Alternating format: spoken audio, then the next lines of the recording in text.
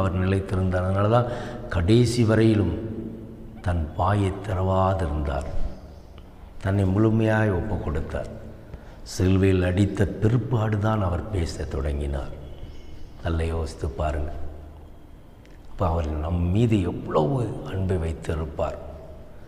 இந்த ஜனங்கள் ரட்சிக்கப்படணுமே, இந்த ஜனங்கள் பாவத்திலிருந்து விடுதலையாக்கப்பட வேண்டுமே, பாவ நிறுத்தி பண்ண வேண்டுமானால் இரத்தம் சிந்தாமல் பாவத்திலிருந்து மீட்க முடியாது என்று அறிந்து தான் அவர் தன்னை ஒப்பு கொடுத்தார்.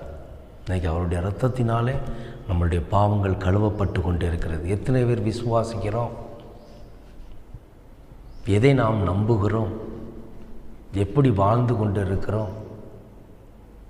அதனால் புரிந்து கொள்ளுங்கள். உன்னை போல பிறரை நேசி, உன்னிடத்தில் அன்பு கூறுவது போல